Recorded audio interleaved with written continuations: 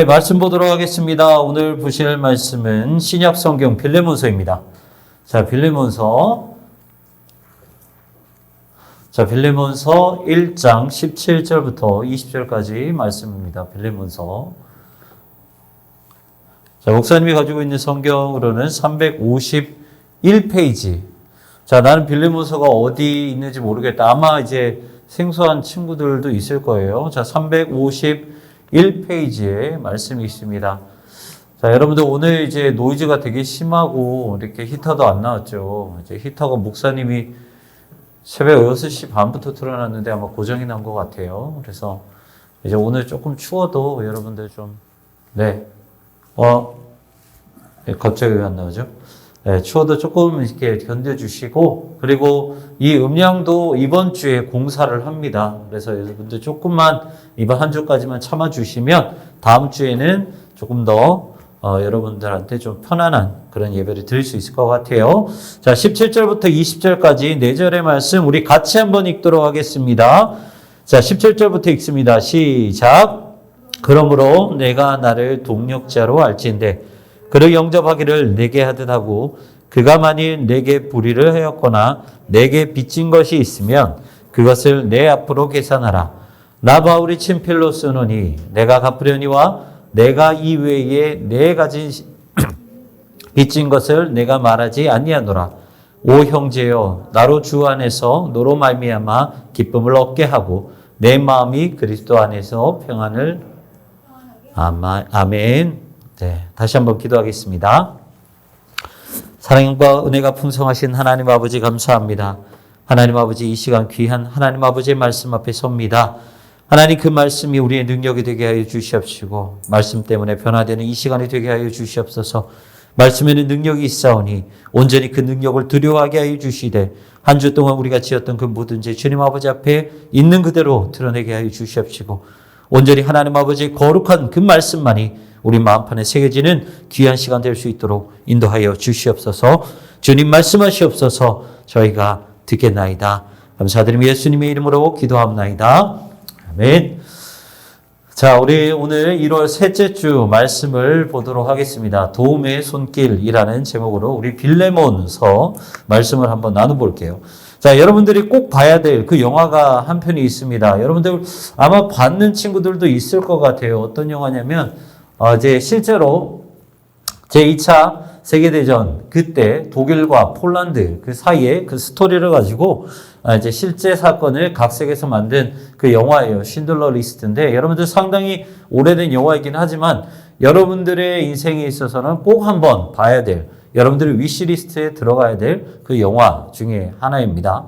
목사님도 이 영화를 이제 좀 감명스럽기도 하고 되게 우리가 깨닫게 하는 그런 메시지를 많이 줘서 자주 보기는 하는데요. 이 영화의 일부분을 조금 소개를 시켜드리면 여기에 나오는 이제 신들러라는 사람의 원래 이름이 이제 오스카 신들러입니다. 이 사람이 원래 이제 독일의 정보원이었어요. 정보원이었고 그리고 이제 사업가입니다.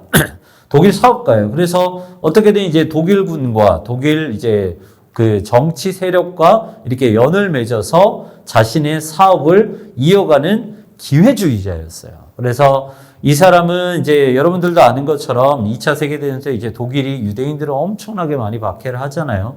그래서 그런 것들을 악용해서 사업을 했던 사업가입니다. 어느 정도 악용을 했냐면 이 사람이 이제 폴란드에 있는 이제 유대인들이 운영하는 그릇 공장을 되게 인수를 하고 싶었어요. 그때 이제 어떻게 인수를 하냐면, 이제 독일군에게 이제 뇌물을 주면서 어떻게든 이제 반폭력적으로, 거의 뭐 폭력이나 다름없죠. 그래서 힘으로 이들의 이제 공장을 인수를 합니다. 왜냐하면 집도 그렇고 공장도 그렇고 이 독일군이 이제 데리고 가면 원래 살았던 그 주인은 포로 수용소로 이제 잡혀가게 돼요. 그냥 자연스럽게. 그러다 보니까 이 공장을 운영했던 그리고 거기서 일했던 유대인들도 그러기는 싫잖아요. 자기 목숨이 이제 죽을 텐데. 그래서 그 포로 수용소에 가기 싫어서 어쩔 수 없이 불공평 조약을 체결을 맺게 됩니다. 그래서 이 이제 쉰들러라는 사람이 이 공장을 인수를 하게 되죠. 그리고 유대인들을 노동자로 써서 거의 무임금에 가까운 그런 노동, 강제 노역을 시킵니다. 그런데 이 사람이 인생이 한순간에 이제 바뀔 때가 있어요. 언제냐면 이 유대인 중에서 회계를 담당했던 이 스턴이라는 사람이 있어요. 근데 이 스턴이라는 유대인과 가까워지면서 어떠한 한 경험을 이제 경험하게 됩니다. 무엇을 보게 되는데 뭐냐면 이제 홀로코스트 같은 거예요. 그래서 강제 수용소에 들어와서 정말 아무런 죄 없이 무차별적인 그런 이제 사형을 당하는, 죽임을 당하는 대학살 장면을 이 쉰들러가 보게 됩니다. 보게 되는데 그 모습을 보고 나서 이 사람이 이제 완전히 그 인생이 바뀌게 돼요. 기회주의자였지만 이 사람은 정말 무고하게 저렇게 죽어가는 저 유대인들을 한 사람 한 사람씩 빼내야겠다라고 그때부터 마음을 고쳐가기 시작을 합니다. 유대인의 편에 들면 나 역시도 아무리 독일 사람이라 하더라도 죽을 수밖에 없는 그 위험천만한 상황에서 한 사람씩 뺍니다. 어떻게 하냐면 이 사람이 사업가라고 그랬잖아요. 그래서 자신의 공장에서 일할 유대인의 명부를 만듭니다. 그래서 독일군에게 뇌물을 줘요. 그리고 자기가 함께 일했으면 좋겠다라는 그런 이제 리스트를 만듭니다. 그래서 그 포로 수용소에 있던 사람들, 그리고 포로 수용소에 가지 못하게 하는 그 사람들의 명단을 적어서 독일군에게 제출을 합니다. 그 리스트가 쉰들러 리스트예요. 그래서 그 영화가 어떻게 보면 마지막에는 조금 이제 좀 안타깝고 좀 슬픈 이야기로 마무리가 됩니다. 왜냐하면 이 영화에 명대사가 되게 많은데 목사님이 이제 영화 마지막에 목사님 기억에 남는 그 명대사는 사실 이 말씀이에요. 이제 이분이 이제 리차드 니엄슨인가요? 어쨌든 그분이 이제 쉰들러 역할을 맡았는데 이 사람이 이제 영화 마지막에 이렇게 고백을 해요.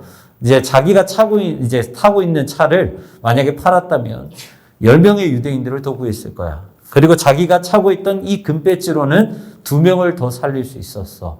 최소한 1명은 더 빼올 수 있었어. 한 생명을. 목사님은 이 대사가 목사님한테는 가장 마음에 와닿는 대사였어요.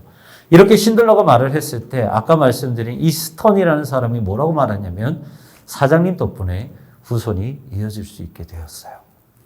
목숨을 걸고 한 사람 한 사람, 그 세계 2차 대전 때 정말 말도 안 되게 목숨을 걸고 한 사람 한 사람 빼왔던 그 쉰들러의 희생과 사랑 때문에 이 유대인들이, 저 많은 유대인들이 사장님 덕분에 후손이 이어질 수 있을 겁니다. 너무 슬퍼하지 마세요.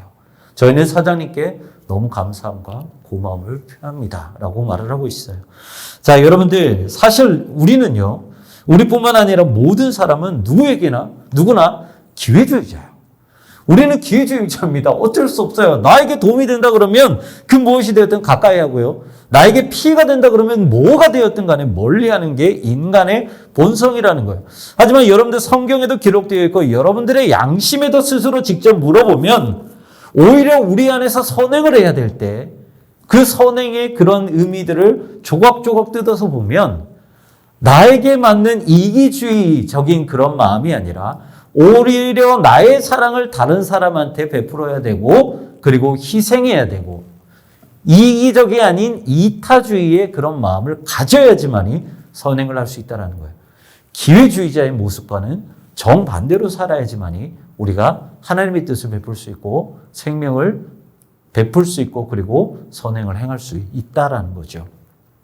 여러분들 오늘 이제 우리가 함께 읽은 말씀이 이 빌레몬서라는 성경이에요. 여러분 다 한 장으로 이루어졌지만 여러분들에게는 조금 낯선 그런 성경일 수도 있을 거예요. 마태, 마가, 누가, 요한 같은 경우는 여러분들 이제 흔히 들었던 말씀이지만 거의 말미에 있는 빌레몬서라는 성경은 이게 왜 있었는지도 몰랐을 수도 있어요. 근데 어쨌든 이 한 장이라는 짧은 내용이지만 여기 안에는 동일하게 이 사도 바울의 그 모습이 이 당시의 사회적인 그 모습과 문화적인 모습을 다 깨뜨리는 되게 혁명적인 스토리가 기록이 되어 있고 무엇보다 단순한 혁명이 아닌 이 안에 예수 그리스도의 사랑과 희생을 전하는 귀한 메시지가 이 짧은 이 빌레몬서 1장 1절부터 25절까지 그 기록된 말씀 안에 다 표현이 되어 있다는 거예요. 그래서 저와 여러분은 오늘 이 말씀을 가지고 좀 한번 예수님의 사랑과 우리의 하나됨의 그 모습을 좀 한번 배워봤으면 좋겠어요. 자, 빌레몬서는요, 바울이 빌레몬이라는 사람한테 쓴 편지입니다. 그런데 사실 빌레몬이라는 사람한테 쓴 편지가 아니라 원래 내용은 이 오네시모라는 빌레몬의 종에 관한 스토리예요. 그래서 이제 여러분들이 어떤 일인지는 모르겠지만 이 사건 배경에는 어떤 이제 배경이 있냐면 오네시모라고 하는 이 빌레몬의 종이 이제 빌레몬에게 잘못합니다. 그리고 오네시모가 잘못했으면 빌어야 되고 싹싹 이렇게 뭐 맞더라도 빌고 이제 사죄를 해야 되는 것이 맞는데 도망을 나와버려요. 노예인데도 불구하고 도망을 나와버려요. 그러다가 그것이 발각되어서 이제 이때 당시에 사도 바울이 감옥에 갇혀 있었는데 그 잘못이 발각되어서 그 감옥에 들어갔거나 아니면은 도망 나온 와중에 바울 일행과 함께 그 공동체에 들어갔거나 정확한 이유는 모르겠지만 지금 상황에서 봤을 때는 이 오네시모라는 이 노예가 이 종이 바울과 바울 공동체와 지금 한 공동체 안에서 있다라는 사실만은 확실한 것 같아요.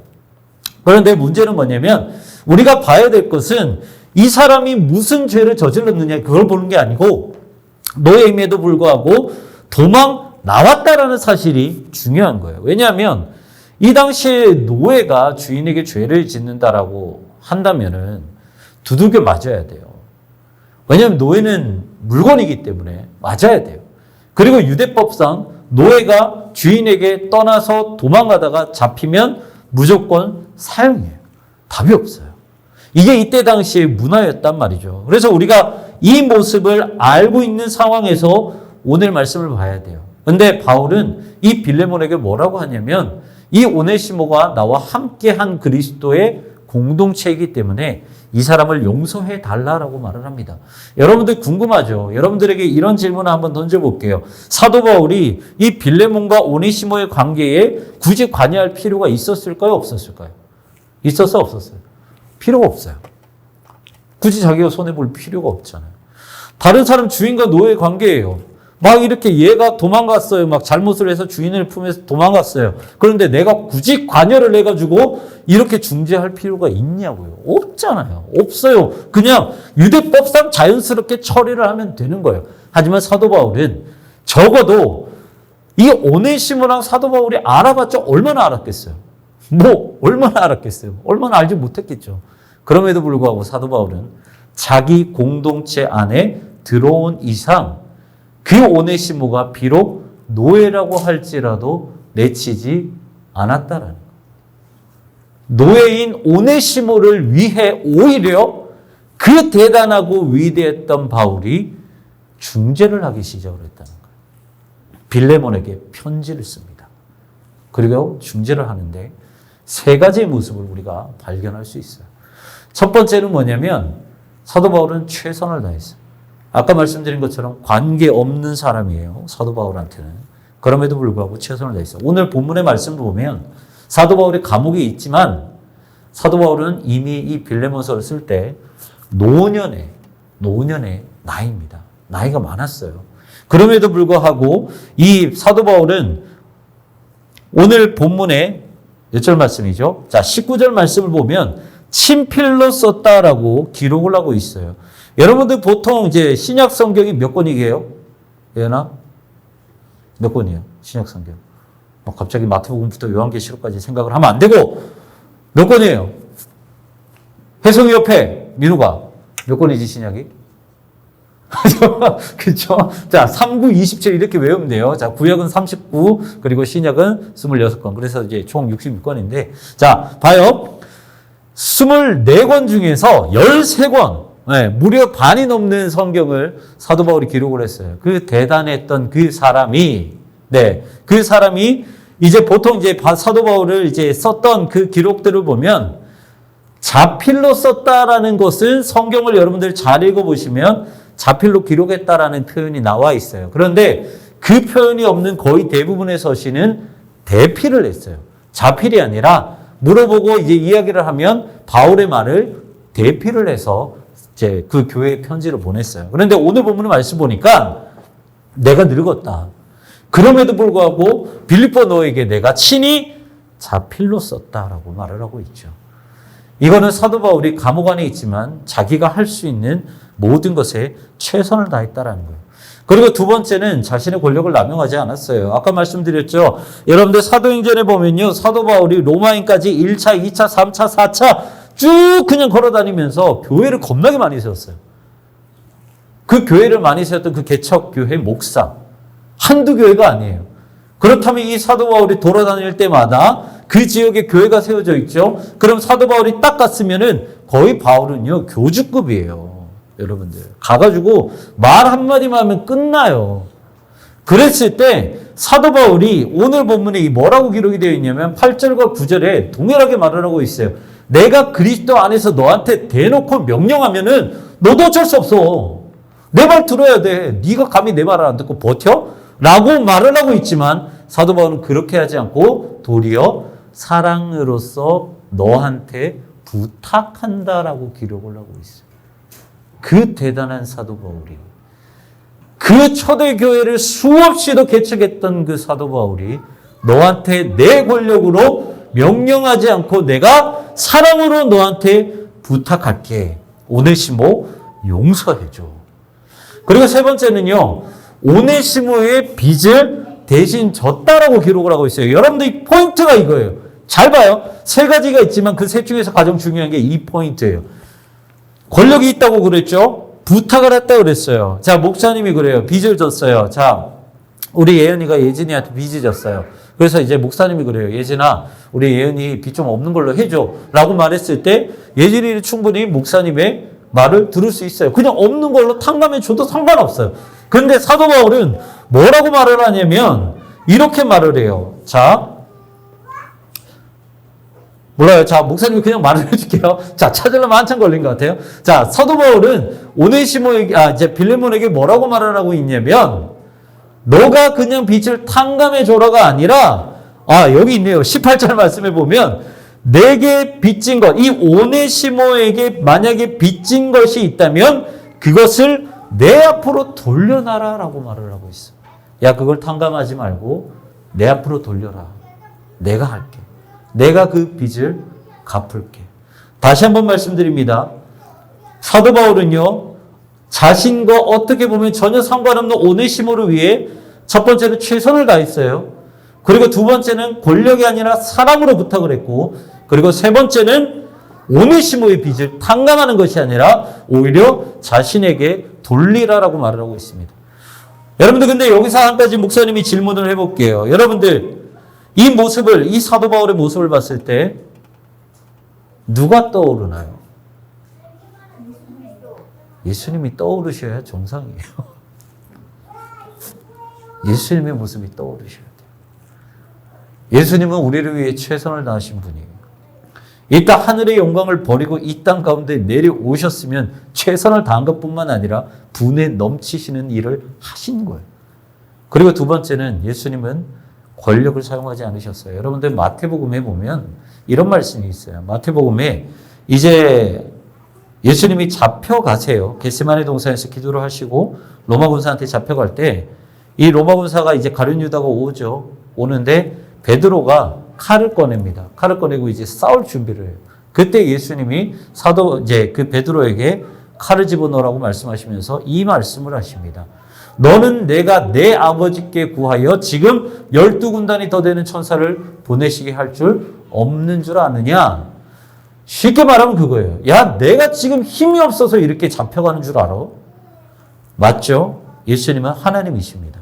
세상을 통치하시고 세상을 창조하신 분이에요. 그분이 힘이 없고 권력이 없어서 잡혀가시는, 그게 아니라는 거예요. 사랑으로서 잡혀가시는 거예요. 생명을 위해서 잡혀가시는 거예요. 예수님은 그렇게 잡혀가셨다는 거예요. 그리고 세 번째, 우리의 빚을 그냥 야 없는 걸로 해. 나 하나님이야. 나 신이야. 그냥 얘네들 빚 없는 걸로 해. 너네 다 없애줄게 라고 한 게 아니라 친히 자신의 사랑으로 십자가에 달려 죽으셨다는 거예요. 우리가 가지고 있는 죄의 빚을 없애버리시는 것이 아니라 친히 당신이 지고 죽으셨다는 거예요. 너희 빚 내가 지겠다. 경민아 너 빚 내가 지겠다. 동명아 너 빚 내가 지겠다. 지고 돌아가셨다는 거예요. 그래서 우리는 죄에서부터 자유하게 되었고 사망에서부터 자유하게 되었고 생명이 우리 안에서 일어나고 역사하게 되었다는 거죠. 여러분들 이 말씀을 기억하시고 여러분들은 친히 사도 바울처럼 행동을 하셔야 됩니다. 결국은 오네시모는 나예요, 나. 오늘 말씀을 기억할 때 여러분들 오네시모는 나라는 것을 기억을 하십시오. 그렇기 때문에 우리는 정말 값없는 은혜로 복음을 구원 이제 생명을 얻었기 때문에 결국 우리가 취해야 될 말씀은 무엇이냐? 우리 역시 사도 바울이 되어야 됩니다. 다른 사람을 위해서 최선을 다하고 내 권력과 내 힘을 쓰지 않고 그리고 다른 사람의 빚을 위해 다른 사람의 연약함을 위해 내가 그것을 감당할 줄 아는 바울의 모습을 여러분들이 가지셔야 됩니다. 자, 여러분들 우리가 하나 되는 그런 말씀을 가지고 1월 한 달 동안 열심을 할 거예요. 그리고 마니또를 한 이유도 그거예요. 여러분들 마니또 갖고 있죠? 자, 누가 누군지 아직 안 보고 막 이러면은 안 돼. 니도 봐야 돼요. 야, 선생님들 진짜 미안하지만 개고생해가지고 너네 그 다 만들어갖고 줬는데 집에 가서 뭐 어디 있는지도 모르고 누가 내 마니또인지도 사진 안 찾아보면은 그렇잖아. 그러니까 아직도 안 열어봤으면 열어보란 말이에요. 봐서 뒤를 보거나 이 사람을 보고 기도를 해주란 말이에요. 자, 어쨌든 그렇게 여러분들이 희생하고 사랑하는 것이 우리 고등부 공동체가 하나 되는 그런 방법이고요. 결국 이 안에서 예수 그리스도의 생명이 넘치려면 그렇게 해야 된다는 것입니다. 그래서 여러분들 오늘 말씀을 기억하시고요. 우리가 사도 바울처럼 우리가 전혀 상관없다고 해서 내 인생과 상관없다고 해서 그냥 나 몰라라 하는 것이 아니라 이미 우리는 예수 그리스도 공동체 안에 들어와 있어요. 그래서 여러분들이 서로가 서로의 빚을 지는 그런 우리 고등부가 되기를 소망합니다. 기도하겠습니다. 사랑과 은혜가 풍성하신 하나님 아버지 감사합니다. 하나님 아버지 은혜로 아버지 그 말씀을 받습니다. 하나님 아버지 그렇습니다. 우리가 오네시모입니다. 우리가 먼저 사망의 빚을 진 자, 우리가 먼저 죄의 빚을 진 자로서 예수 그리스도의 은혜를 값없이 누렸습니다. 하나님 그러하기에 아버지 우리가 사도 바울처럼 되기를 소망합니다. 아무 관계가 없어서 신경 쓰지 않아도 되었었던 그런 오네시모를 위해 희생하고 최선을 다하고 그의 빚을 졌던 사도 바울의 모습을 우리가 담기를 원합니다. 하나님 은혜를 주시고 감당할 수 있는 능력을 허락하여 주시옵소서. 그러므로 말미암아 우리가 우리의 사랑과 우리의 희생으로 인해서 우리 고등부가 더욱더 하나 되게 하여 주시옵시고 이곳 가운데 예수 그리스도의 생명이 넘치는 귀한 역사가 일어날 수 있도록 인도하여 주시옵소서. 지금은 우리 주 예수 그리스도의 은혜와 하나님의 무한하신 사랑하심과 성령님의 내주 교통 위로하심과 역사 충만하심이 고등부가 하나가 되고 고등부 안에 생명이 넘치고 고등부를 작은 교회로 세우기 위해 최선을 다하고 사랑을 베풀고 서로의 연약함을 함께 짊어지기를 소망하는 사랑하는 모든 고등부 친구들과 선생님들 위해 그리고 그들의 신앙생활 위해 이제로부터 영원까지 함께 하시기를 축원하옵나이다. 아멘.